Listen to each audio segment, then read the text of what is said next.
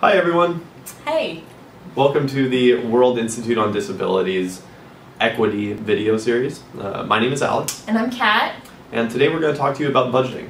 Now, a budget is a tool, it's a philosophy, it's an on-purpose and written down money management plan. And there's lots of different types of budgets, and you can choose one that works for you, but we're going to give an overview of how to lay one out and the best way to manage it.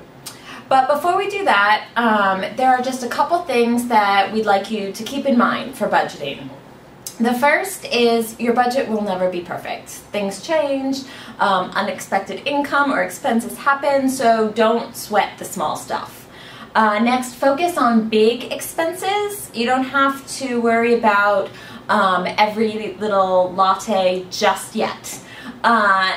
Next, make plans based on actual situations. So if you think you might get a raise this year, don't budget for it, not until you actually have it. And lastly, keep it simple.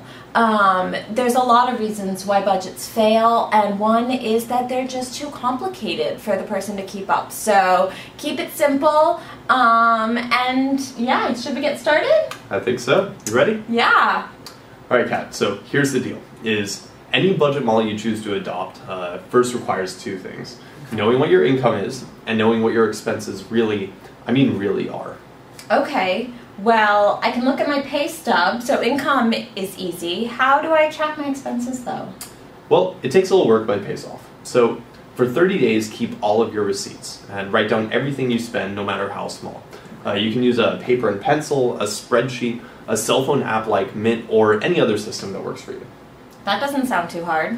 It really isn't, and it actually turns into an opportunity to build a real future. So, once you've tracked your spending, you can start to put it into categories such as savings and debt repayment, housing, clothing, food, transportation, medical, any other categories that you choose to. It's like the first time that I tracked my spending, I actually was really shocked at how much was just unnecessary, like my premium cable or 2 lattes a day. Wait a minute. 2 lattes a day is like $200 a month? Yeah, it's more like $250.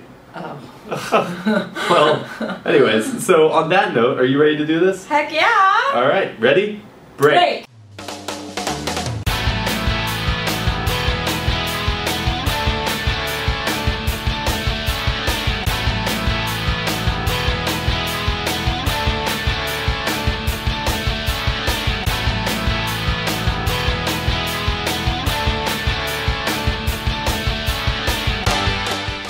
That wasn't so painful, right? Not at all, and boy did I learn about how I spend. I have a few ideas now on how to use this information to make a budget that works for me.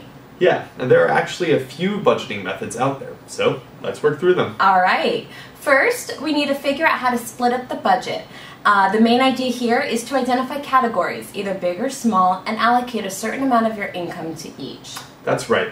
And a great way to start is to break things into larger groups. Some of the main ones are needs, wants, paying back debts, and savings.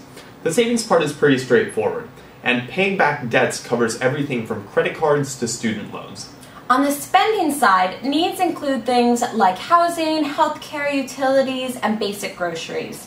Wants covers pretty much everything that's not necessary, such as cable TV, live entertainment, eating out, or even those lattes. Two of the main budgets are the balanced money formula and the 70-20-10 budget. Now, the balanced money formula says you should spend 50% on needs, 30% on wants, and 20% on savings. The 70-20-10 budget says 20% on debt repayment, 10% on savings, and 70% on everything else, whether they're wants or needs. These are 2 great example budgets. In the end, you can choose one of them and roll with it, or tweak them to fit your lifestyle. You could even make them really detailed if you want, breaking down wants into specific entertainment and eating out categories. Finally, figure out a way to hold yourself to your budget. I actually enter every purchase into a cell phone app, and if I see myself nearing my limit for, say, eating out, I'll cut back for the rest of the month. Plus, it's extra fulfilling to see that I'm under budget and get to put a bit more into savings. Yeah. Smart budgeting is the cornerstone of strong finances, which is key to a successful life. So for more information and helpful tips about budgeting, check out wid.org/equity. Until next time.